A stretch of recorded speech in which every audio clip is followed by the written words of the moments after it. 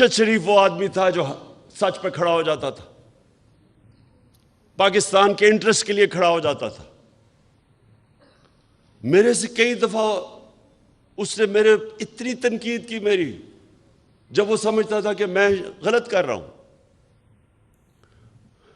کسی مافیا کو نہیں بخشتا تھا.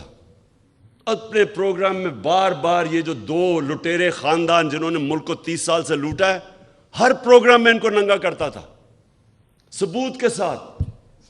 دھمکیاں ملتی تھیں، پیسے کی آفر ملتی تھی، لیکن نہ اس کو کوئی خرید سکتا تھا، نہ ڈرا سکتا تھا. ایک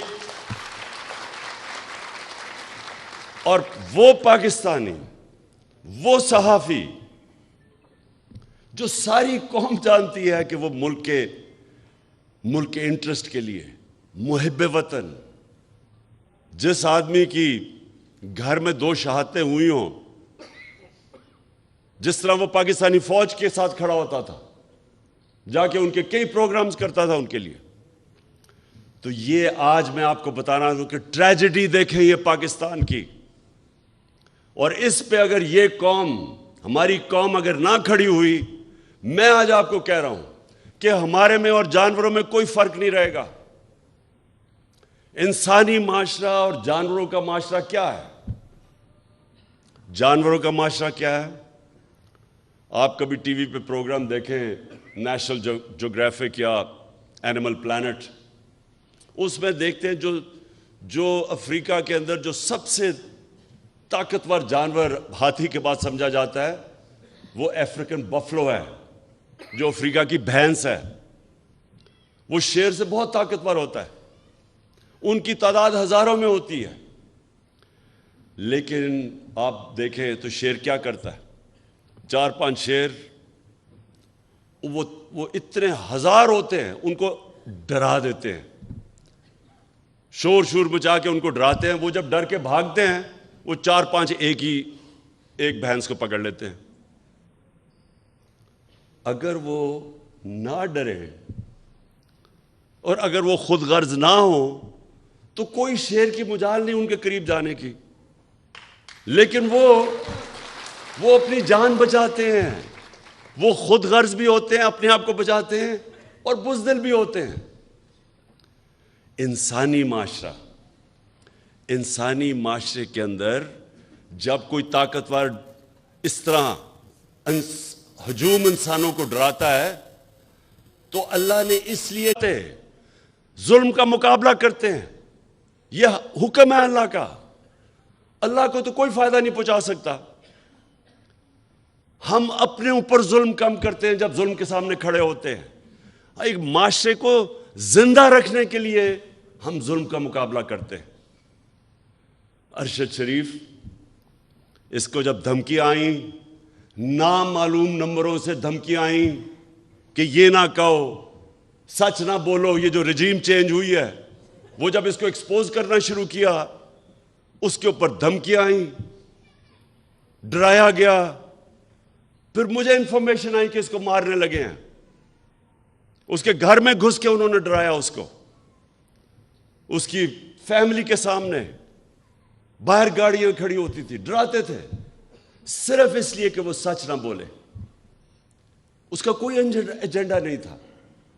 میں نے اس کو کہا کہ تم ملک سے باہر چلے جاؤ.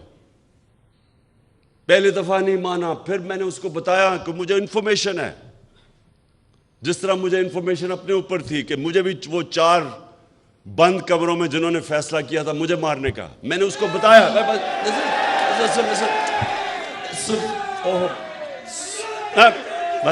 بس دیکھیں، تو وہ جب ملک چھوڑ کے گیا،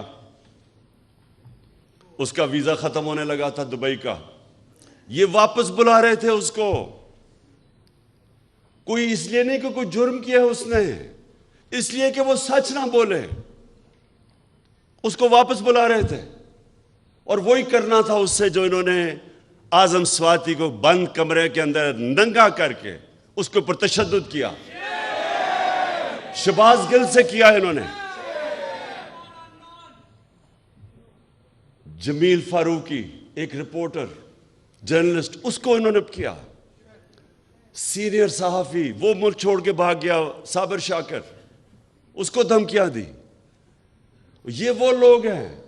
ایاز امیر، اس قوم اس کو 30 سال سے جانتی ہے، ریسپیکٹڈ جرنلسٹ، ان کے پیچھے پڑ گئے کہ کسی طرح ڈرا کے ان کو دھمکائیں اور خوف زدہ کریں.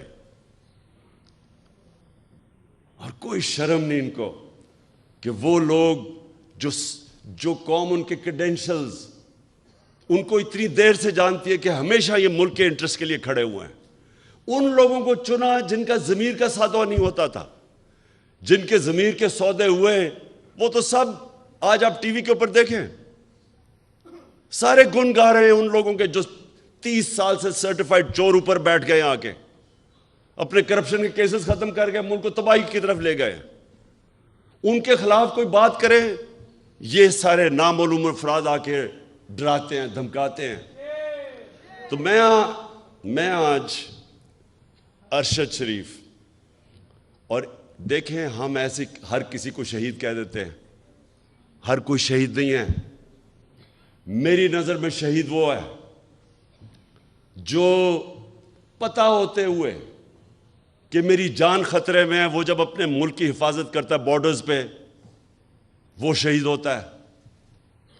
وہ سپاہی شہید ہوتا ہے، وہ فوجی شہید ہوتا ہے، وہ پولیس والا شہید ہوتا ہے. وہ پولیس والا جب اپنی جان خطرے میں ڈال کے اپنے ملک کی حفاظت کرتا ہے، یہ سب شہید ہیں. لیکن جو کہ کہیں حادثے میں مر جائے اس کو بھی شہید کہہ دیتے ہیں، یا کسی کو قتل کر دے شہید کہہ دیتے ہیں. ارشد شریف شہید کیوں ہے؟ اس کو پتا تھا کہ اس کی جان خطرے میں، اس کو پتا تھا، اس کو بار بار وارننگز آ رہی تھی، میں نے اس کو بتایا. اس کے باوجود ایک دفعہ یہ پیچھے نہیں ہٹا، رائے حق سے پیچھے نہیں ہٹا، ڈرا نہیں. اور آخر میں یہ جو اس کو ٹارگٹ کلنگ کی گئی ہے، یہ جو مرضی لوگ کہیں، مجھے پتا ہے کہ یہ ٹارگٹ کلنگ کی گئی ہے. اس کو جو مارا انہوں نے، اس کو شہید کیا. سارے صحافیوں، جتنے بھی پاکستان کے صحافی ہیں، یہ آج آپ سب کے لیے ہے کہ آج آپ چاہے ارشد شریف کے سے متفق ہوں یا نہ ہوں، یا آپ دوسرے کیمپ میں بیٹھے ہوں اور ان چوروں کی حمایت کر رہے ہوں، یا آپ کے اوپر لفافے چلے ہوئے ہوں، ضمیر کے بیچے ہوئے ہوں آپ نے، پھر بھی میں آپ سب کو کہتا ہوں کہ یہ ہے پاکستان کا وہ صحافی جو شاید ہی میں نے اتنا دلیر، ایماندار اور محب وطن صحافی دیکھا ہو جو بالکل اپنے موقف سے پیچھے نہیں ہٹا، جان اپنی خطرے میں ڈال کے وہ کھڑا رہا رائے حق کے اوپر. اور آج ساری میری قوم کو اس کو سلام کرنا چاہیے. میں انشاءاللہ جو اپنی مارچ کرنے والا ہوں، میں آج میرا جو عزم ہے وہ کبھی بھی اتنا تکڑا نہیں تھا جتنا آج ہے، کیونکہ میں آج فیصلہ کر بیٹھا ہوں کہ ملک اب دو رائے پہ کھڑا ہے. ایک طرف یہ وہ سارے چور 30 سال سے 26 سال سے میں جن کے خلاف کرپشن کی جہاد لڑا ہوں، وہ سب اکٹھے ہیں. ان کے ساتھ میڈیا ہاؤسز جو ان کے ساتھ پیسے بنا رہے ہیں وہ اکٹھے ہیں. ان کے ساتھ نامعلوم افراد وہ ان کے ساتھ ملے ہوئے ہیں. ان کے ساتھ بیرونی سازشیں جو چاہتی ہیں کہ پاکستان ایک کمزور مقروض ملک رہے تاکہ وہ غلام بن سکے، وہ ان کے ساتھ ہیں. اور ساری قوم جو آج اس سے تنگ ہے، میں آج ساری قوم کو کہتا ہوں کہ آج میرے ساتھ آپ نے کھڑا نہ ہو، نہ آج آپ میرے ساتھ نکلے. جب میں نکلوں گا تو عمران خان کو تو کوئی فرق نہیں پڑنے لگا، کیونکہ اللہ نے تو اس کو سب کچھ دے چکا ہے. لیکن آپ کا مستقبل بھیڑ بکریوں والا ہونے والا ہے، جانوروں والا ہونے والا ہے. دو معاشرے، انسانی اور جانوروں کا معاشرہ. جانوروں کا معاشرہ ظلم کا مقابلہ نہیں کرتا، بھیڑ بکریاں نہیں ظالم کے سامنے کھڑی ہوتی. انسان، اور وہ بھی جو دنیا کا سب سے عظیم لیڈر، جو نبی صلی اللہ علیہ وسلم کی امت ہو، اس امت کے اوپر تو ویسے ہی فرض ہے کہ آپ یہ ظلم کے سامنے کھڑے ہوں، بھیڑ بکریوں نہ بنیں، خوف کے بت کی پوجا نہ کریں۔ یہ سب سے بڑا بت ہے۔ کوفہ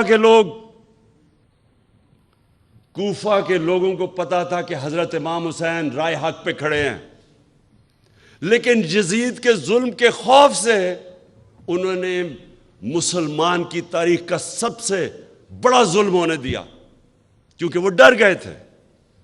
آج یہ قوم بھی، یہ جو حربے ہیں، یہ جو لوگوں کو ننگا کر کے 75 سال کے اعظم سواتی کو سوچے ننگا کر کے انہوں نے ٹارچر کی، کس چیز کے اوپر؟ کہ تنقید کر دی کسی کی، دنیا میں پاکستان کا مذاق اڑا، خوف پھیلانے کے لیے، ڈرانے کے لیے۔ ایک اسلام آباد میں جب سے ایک ڈرٹی ہیری آیا ہے، ڈرٹی ہیری وہ ہے، آپ نے وہ فلم دیکھی ہوگی ڈرٹی ہیری کی، کہ وہ ایک ایسا کوئی سپاہی تھا جو کہ بس بندوق کا ساروں کو ادھر ادھر گولیاں مارتا پھرتا تھا، اس کا نام ڈرٹی ہیری رکھا ہوا تھا۔ یہ اسلام آباد میں ایک ڈرٹی ہیری آ گیا، اور جب سے یہ آیا ہے کبھی کسی کو ننگا کر کے، ویسے اس کو ننگا کرنے کا کیا شوق ہے؟